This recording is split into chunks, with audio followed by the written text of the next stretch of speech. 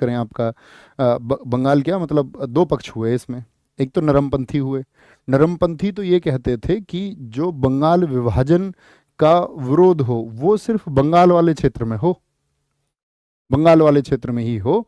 और आपका जो गर्मपंथी थे जितने भी एक्सट्रीमिस्ट वो ये कहते थे नहीं, इसका विरोध पूरा राष्ट्रव्यापी रूप से होना चाहिए, पूरा नेशन वाइड ये होना चाहिए। तो दो धड़े बन गए यहाँ पर, कौन कौन से, नरम दल और गरम दल।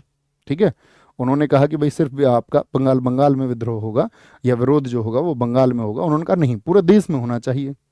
अब आप भी समझते हैं जैसे कि कोई घटना घटी या सरकार कोई ऐसी एक्टिविटी करे जिसका प्रभाव देश के एक क्षेत्र पे हो, या मान के चलो बिहार बिहार पर उसका प्रभाव हो, तो उसके लिए आवाजें सिर्फ बिहार में उठनी चाहिए या संपूर्ण देश में किसी गलत एक्ट के खिलाफ जो है आवाजें उठनी चाहिए।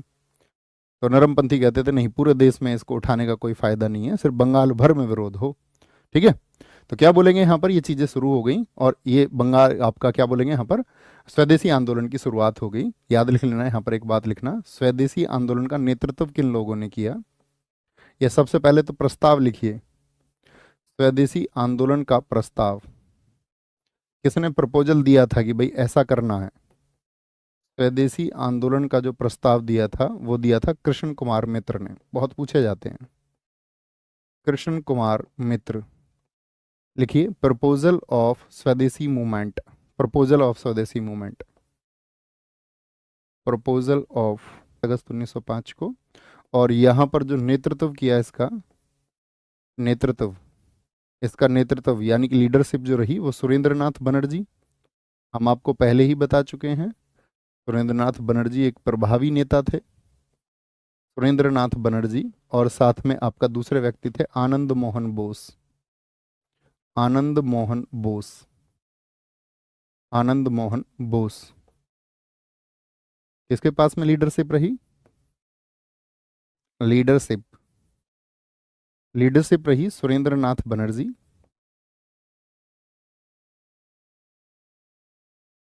एंड आनंद मोहन बोस, आनंद मोहन बोस। ठीक है, इसके बाद में जो दो घटनाक्रम हुए थे हम आपसे पूछना भी चाहेंगे और कनेक्ट करेंगे कि आप सब लोगों को ध्यान है या नहीं। मुझे बताइए कि 1905 में जो आपका कांग्रेस का अधिवेशन हुआ था वो कहाँ पर हुआ था, 1905 कांग्रेस अधिवेशन। तो आप कहोगे 1905 कांग्रेस अधिवेशन वह अधिवेशन था जिसमें बंग भंग का विरोध किया गया था। 1905 का जो कांग्रेस अधिवेशन था वो किस जगह पर हुआ और कौन उसके अध्यक्ष थे। तो आप कहेंगे 1905 का कांग्रेस अधिवेशन हुआ था आपका बनारस में। कहाँ पर, बनारस में। हाँ, और एक एक एक चीज़ और, एक मैसेज हमने देखा, हालांकि हमने कमेंट पिन कर दिया था। आप एक बार अपने अधिवेशन वाले नोट्स खोलो जहाँ पर आपने कांग्रेस के सेशन लिखे, कांग्रेस के सेशन लिखे थे। तो कांग्रेस के सेशन में आप जाइए 1937 पर। 1937 फैजपुर अधिवेशन गांव में होने वाला पहला अधिवेशन था। तो वहां पर हमने फैजपुर को वेस्ट बंगाल लिख दिया गलती से, उसके लिए माफ़ करना। फैजपुर जो है आपका महाराष्ट्र में स्थित है। ठीक है, क्योंकि वो बहुत इंपॉर्टेंट और पूछा भी जाता है कि भाई आपका जो गांव में होने वाला पहली अधिवेशन था कांग्रेस का वो किस राज्य में हुआ था। एक बार थम्स अप करके बताएं जी हाँ, हम उसको करेक्ट कर लेंगे। हालांकि मैंने क्लास के नीचे भी उसमें पिन कर दिया था, लेकिन कुछ साथियों ने अगर गलती से उसको लिख लिया हो मेरी तरह ही तो उसको ठीक कर लेंगे। ओके, तो भैया बनारस में हुआ था, बनारस में। ओके, तो ये बनारस में हुआ। तो यहाँ पर क्या हुआ था, बंग भंग का विरोध हुआ था, बंग भंग। ठीक है, इसका क्या हुआ यहाँ पर, विरोध हुआ कि भाई जो पार्टीशन हुआ है गलत हुआ है। फिर दो धड़े विकसित हो गए कि भाई पूरे देश में करेंगे। तो नरम दल और गरम दल के बीच में क्या दरारें पड़ने लगी। तो हमने आपको बताया 1906 में जिम्मेदारी किसको दी गई थी, कांग्रेस के अध्यक्ष कौन बने थे, दादा भाई नौरोजी। और दादा भाई नौरोजी ने जैसे तैसे करके नरम दल और गरम दल के बीच में एक कोalition करा दिया था कि भाई एक साझा प्रयास हमको करना चाहिए और अभी हमको आपस में दो दलों में नहीं बंटना है, नहीं तो कोई फायदा नहीं होगा। लेकिन क्या अगले साल ये हो पाया था 1907 में। तो गरम दल वाले तो अपना अध्यक्ष चुनना चाहते थे लाला लाजपत राय जी को, लेकिन वो पॉसिबल नहीं हो पाया। ठीक है, रास बिहारी घोष बने, नरम दल वाले कहते थे कि हमारे नेतृत्व का व्यक्ति होना चाहिए। तो फाइनली जो फूट पड़ी वो कहाँ पर पड़ी थी 1907 में, उस स्थल का नाम क्या था बताएं जरा। तो आप कहोगे वो सूरत अधिवेशन था और नरम दल और गरम दल यानी कि दो शक्तियों में वो बट गए। अब जितना भी ये चीजें कर रहे हैं बहिष्कार आंदोलन, इस सब का उद्देश्य क्या था इनका, उद्देश्य क्या था, ऑब्जेक्टिव क्या था इनका, स्वदेशी आंदोलन का? ये कहते थे कि भाई बंगाल विभाजन का निर्णय जो है वो वापस हो, बंगाल विभाजन का निर्णय वापस हो, निर्णय हो, यानी कि government have to back his decision of Bengal partition, उनको ये वापस लेना पड़ेगा। लेकिन क्या ऐसा हुआ था? नहीं। क्या 7 अगस्त से लेकर के आपका मिड अगस्त से लेकर के चला, ठीक है, हर जगह प्रदर्शन हुए, और फिर आपका अगस्त के बाद में सितंबर में चला, पूरे सितंबर ये चला। मिड अक्टूबर में जाकर के क्या हुआ कि ब्रिटिश सरकार ने इनकी बातों को एकदम से नकार दिया और 16 अक्टूबर को उसको लागू कर दिया, जैसे कि उनकी मनमानी थी और एक तानाशाही के तौर पर उसने उसको, क्योंकि वो उनके विजन में सेट था, क्योंकि उनको क्या करना था, उनको तो सांप्रदायिकता का जन्म देना था, ठीक है। और वो सांप्रदायिकता का जन्म वो क्यों देना चाह रहे थे, इन सब बिंदुओं पर हम बात करेंगे अभी आगे चल के, आज ही। पहले स्वदेशी को कंप्लीट करते हैं। तो स्वदेशी में क्या बोला, स्वदेशी आंदोलन। अब तो और तीव्र हो गया कि भाई ये तो हमारी बातें इन्होंने सुनी नहीं। तो स्वदेशी आंदोलन में विदेशी वस्तुओं का बहिष्कार किया गया। कौन कौन सी वस्तु थी आप बता सकते हैं? विदेशी वस्तुओं का, कुछ वस्तुओं के नाम लिखिए। वस्तुओं का बहिष्कार किया गया, बहिष्कार किया गया। एक तो एजुकेशन ही थी इनकी, जिसको लेकर के सब लोगों के अंदर एक शंका थी कि भाई अंग्रेजी शिक्षा को हमारे ऊपर ये थोप रहे हैं। कपड़ा आदि था, ठीक है। शिक्षा हो गई इनकी, नमक चीनी वगैरह ये सब थे। तो क्या बोल देंगे यहाँ पर, हमको बोलना पड़ेगा foreign goods, foreign goods were, foreign goods यानी कि विदेशी वस्तुएं, फॉरेन गुड्स वर बायकॉटेड, बायकॉटेड इन स्वदेशी मूवमेंट। एसएम लिख लेना, स्वदेशी मूवमेंट। क्या चीज हुआ? अब भाई अगर हम किसी चीज का बहिष्कार कर रहे हैं, मान के चलो अगर हम नमक का बहिष्कार कर रहे हैं, जैसे कि यहाँ पे उदाहरण के तौर के लिए लिखिए नमक, तो फिर नमक बनाने का अधिकार हमारे पास ही होना चाहिए। चीनी का हम अगर बहिष्कार कर रहे हैं तो चीनी फिर हमारी अपनी बननी चाहिए, ठीक है। अगर हम इनकी शिक्षा पद्धति का आपका बहिष्कार कर रहे हैं, बॉयकॉट कर रहे हैं एजुकेशन को, तो फिर हमको अपनी एजुकेशन आपका जो पॉलिसी है वो लानी पड़ेगी, जैसे वर्तमान में सरकार लाती भी है। जैसे नई शिक्षा नीति आपने देखी हो, न्यू एजुकेशन पॉलिसी लानी पड़ेगी या नहीं, आप बताएं हाँ या ना। आप कहोगे हाँ बिल्कुल लानी पड़ेगी। तो अब अगर हम शिक्षा के क्षेत्र में कुछ करना चाह रहे हैं तो फिर उसके लिए फंड भी चाहिए। अगर आप कहेंगे कि हम अपने कॉलेज खोलेंगे और ब्रिटिश गवर्नमेंट के द्वारा जितने भी कॉलेज बनाए गए हैं उन सभी में नहीं जाएंगे, तो अपने कॉलेज की स्थापना के लिए पैसे चाहिए या नहीं चाहिए? तो आप कहोगे बिल्कुल फंड की आवश्यकता है, ठीक है। अच्छा, शिक्षा किस तरह से होगी, क्या पॉलिसी होगी, इसके लिए एक कमेटी भी बने, है ना।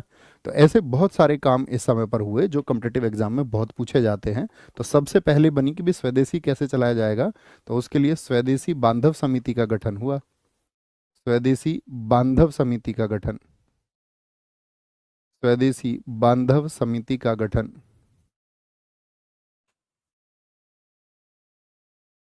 स्वदेशी बांधव समिति का गठन, ये आपका घटना है 1905 के अंत की, ठीक है।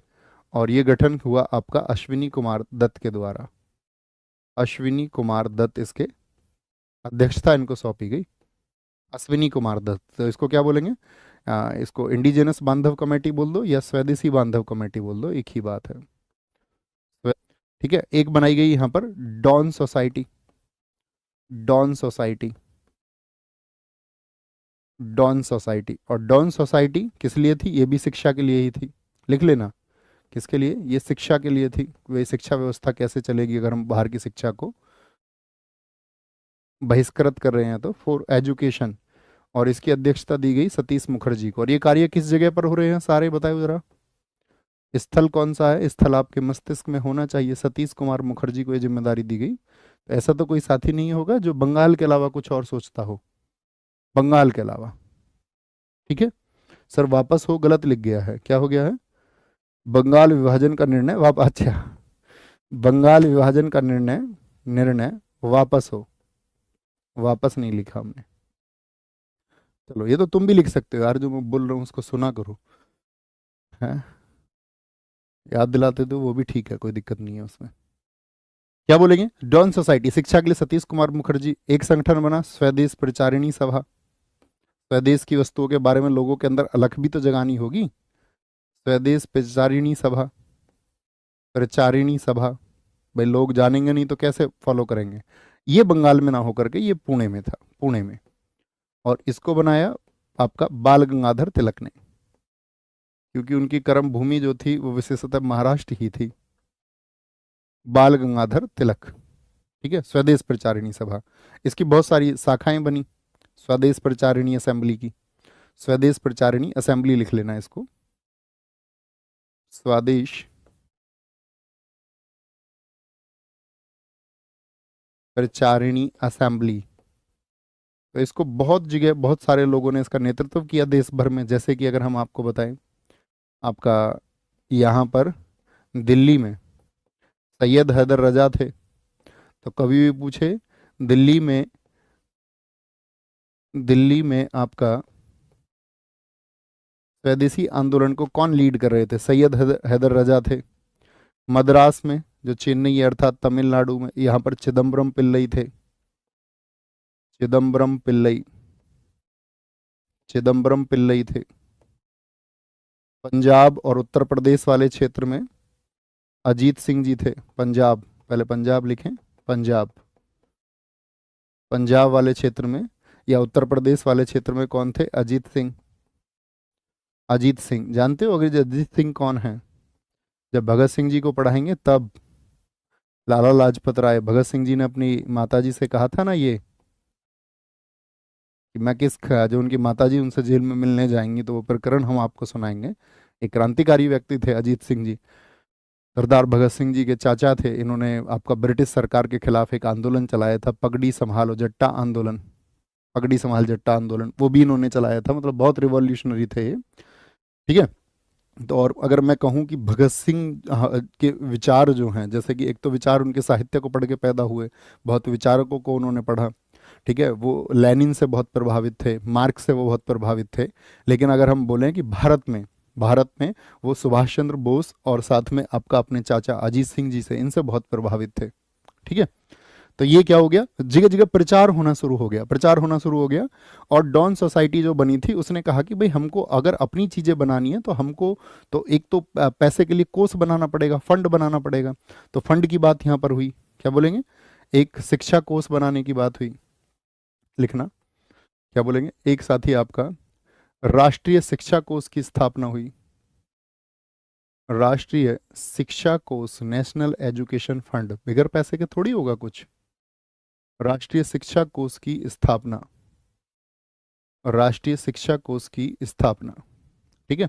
और राष्ट्रीय शिक्षा कोष की स्थापना, इसके जो अध्यक्ष बनाए गए वो बनाए गए एस के मलिक, एस के Malik.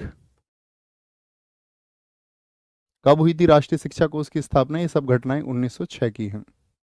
Establishment of national education fund, national education fund, national education fund, पहली चीज याद रख लेना। इससे पहले जब हम शिक्षा के लिए अपनी के लिए प्रयास कर रहे थे तो हमने कॉलेज भी खोल दिया अपना, ठीक है। बंगाल में रंगपुर कॉलेज बोलते हैं उसको, रंगपुर कॉलेज, बंगाल। क्या बोलेंगे? उसको लिख सकते हैं हम ऐसे अपने आसान से शब्दों में, बंगाल विभाजन के बाद में, या ऐसे लिख लो सीधा, पहला स्वदेशी कॉलेज। ये तो 1905 में ही खुल गया था। पहला स्वदेशी कॉलेज जो हमने अपने खोला कि भाई हमारी भाषा में कोई अंग्रेजी का प्रयोग नहीं होगा। फर्स्ट स्वदेशी या फर्स्ट इंडिजिनस कॉलेज वो था रंगपुर, रंगपुर। ये खुला था आपका कोलकाता में। कहाँ पर? कोलकाता। और किस वर्ष में खुल गया था? 1905 में। इसके बाद में जब फंड को स्थापित कर दिया गया तो तब बना आपका बंगाल नेशनल कॉलेज। ये भी स्वदेशी बना, बंगाल नेशनल कॉलेज, बंगाल नेशनल कॉलेज की स्थापना। ये सबसे ज़्यादा पूछा जाता है एग्जाम्स में, बंगाल नेशनल कॉलेज की स्थापना कब हुई थी? इस स्वदेशी आंदोलन से अगर क्वेश्चन बनेगा। 1906। कहाँ पर था? आपका कोलकाता में, कोलकाता। और इसके जो आपका प्राचार्य थे